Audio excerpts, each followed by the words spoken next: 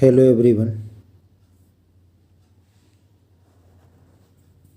welcome all of you in this preposition series. आइए आज हम लोग प्रीपोजिशन का अभ्यास करें। प्रीपोजिशन की कई वीडियोस हम लोगों ने पढ़ा था जिनको फिक्स्ड प्रीपोजिशन कहते हैं। Fixed preposition in the sense निश्चित होता है कि उन शब्दों के बाद वही प्रीपोजिशन आती है। अगर आपने उन्हें नहीं देखा है तो डिस्क्रिप्शन बॉक्स में लिंक पड़ा है, जाकर देख लीजिए, लर्न हो जाएगा। आप जानते हो 9th 10th में ये फिल करने के लिए, जूनियर में फिल करने के लिए, 11th 12th में सिंटैक्स के रूप में, तथा कॉम्पिटिटिव एग्ज़ाम्स में भी इसका बहुत बड़ा इम्पोर्टेंस है। ये प्रीपोजिशन प्रैक्टिस से भी आते हैं, प्रैक्टिस करते करते आ जाते हैं। और ये प्रीपोजिशन बोर्ड परीक्षा में पूछे गए प्रीपोजिशन हैं। 2019 एंड 2020 बोर्ड परीक्षा हाई स्कूल में जो पूछे गए थे। वैसे ये सबके लिए बेनिफिशियल होंगे। Every students and scholars who likes to study English language. So let's start preposition. Fill in the blanks with the correct preposition. तो ब्लैंक्स में रिक्त स्थानों में सही प्रीपोजिशन का चुनाव करके फिल करें, भरें। फर्स्ट है the ring is made dash gold. Option भी दिया है A B C. Option A since, option B for, option C. निश्चित रूप से आपने अपना आंसर चूज कर लिया होगा। आप जानते हो मेड ऑफ आता है, तो मेड ऑफ होगा, सी आपका सही हो जाएगा।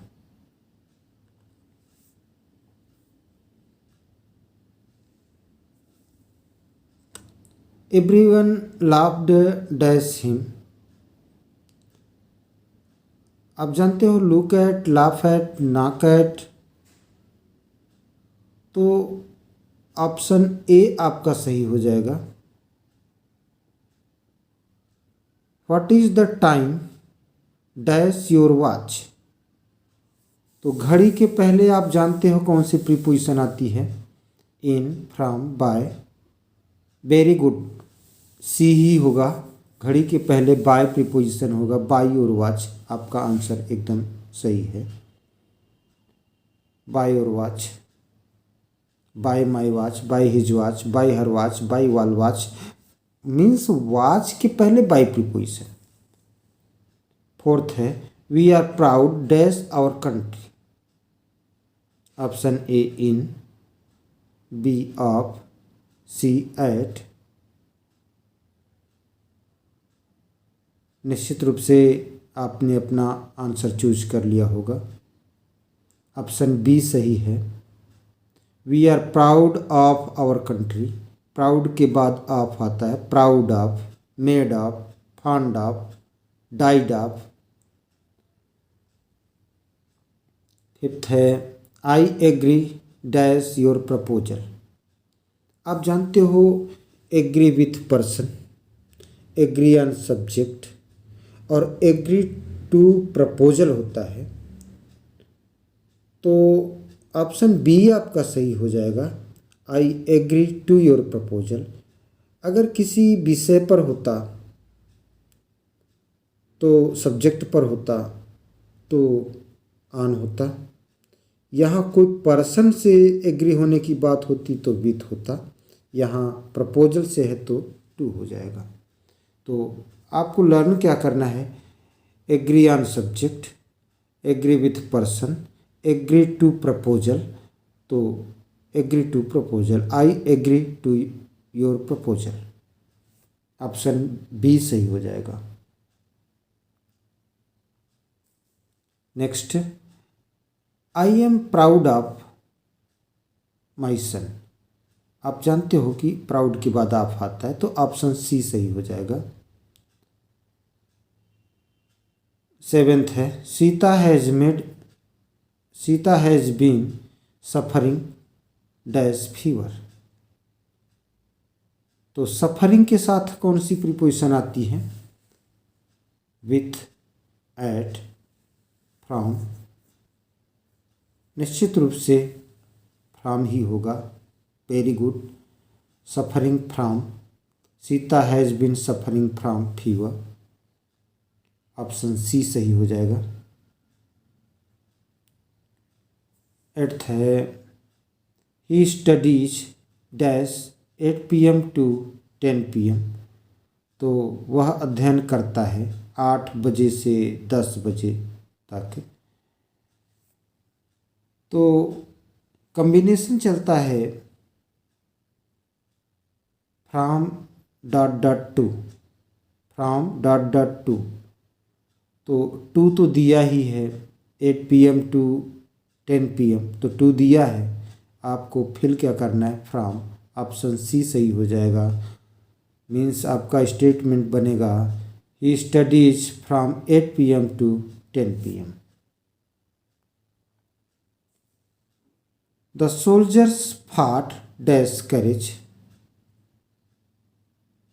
Option A by, B with, C from. Surely your answer will be B option. The soldiers fought with courage. Next 10th है, it has been raining dash morning। Has been और have been के साथ verb की first form में अगर ING दिया है, ING form में है वर्ब, तो निश्चित रूप से प्रेजेंट परफेक्ट कॉन्टिन्यूअस टेंस है। और प्रेजेंट परफेक्ट कॉन्टिन्यूअस टेंस में टाइम बताने के लिए सिंस या फार आता है, तो फ्रॉम तो होने का सवाल ही नहीं उठता। अब आप जानते हो कि निश्चित समय के लिए सिंस और अनिश्चित समय के लिए फार होता है। तो सुबह, दोपहर, शाम, बजे, वर्ष इतना बजे, 6 o'clock, 7 o'clock, 9:30 o'clock, इस तरह से बजे की बात हो, टाइम की बात हो तो एट आता है, वैसे बजने के पहले। लेकिन यहाँ जब परफेक्ट कॉन्टिन्यूअस में आएगा, जब डिफिनिट टाइम हो, तो सिंस होगा, since morning, since last night, since evening. तो it has been raining since morning. Next, he has been suffering from dash, suffering from fever dash morning।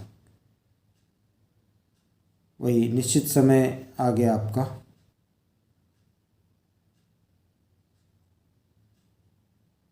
और निश्चित समय है तो सिंस होगा, he has been suffering from fever since morning। Please write your name dash ink. Ink से जब लिखेंगे तो इन इंक होगा, इंक से लिखेंगे तो इन इंक होगा, और पेन पेंसिल से जब लिखेंगे तो विथ होगा। तो आपको लर्न क्या करना है, in ink with pen pencil, in ink with pen pencil, in ink with pen pencil. तो please write your name in ink, option A आपका सही हो जाएगा। नेक्स्ट है, write your roll number dash pen. अगर इसका आंसर आप comment box में देंगे तो अच्छा लगेगा, क्योंकि अभी 12th वाला जब हम कर रहे थे तो कुछ बता भी रहे थे आपको। Option A in, B with, C into. 14th है Shatabdi express runs dash New Delhi and Lucknow. तो जब दो के बीच की बात होती है, दो व्यक्तियों, दो वस्तुओं, दो स्थानों के बीच की बात हो, तो बिटवीन प्रीपोजिशन आती है। Shatabdi express runs between new Delhi and Lucknow. तो बिटवीन डॉट डॉट एंड ये कम्बिनेशन है, तो बिटवीन आ गया तो आगे एंड आएगा, और एंड आया है तो इसके पहले बिटवीन आता है, ये कम्बिनेशन चलता है। तो ऑप्शन सी आपका सही हो जाएगा। और आज के सेशन का ये लास्ट प्रीपोजिशन है। Mohan is week dash English. जब कोई किसी सब्जेक्ट में कमज़ोर होता है तो इन होता है, वीक इन। और कोई किसी सब्जेक्ट में अच्छा होता है तो गुड के साथ ऐड आता है। तो आपको लर्न क्या करना है, weak in good at, weak in good at, weak in good at. तो Mohan is weak in English. Option A आपका सही हो जाएगा। प्रिय छात्रों, उम्मीद करता हूँ कि ये वीडियो आपके लिए हेल्पफुल होगा। अगर इसी तरह के और वीडियो चाहिए तो कमेंट बॉक्स में कमेंट करें। Thanks for watching me.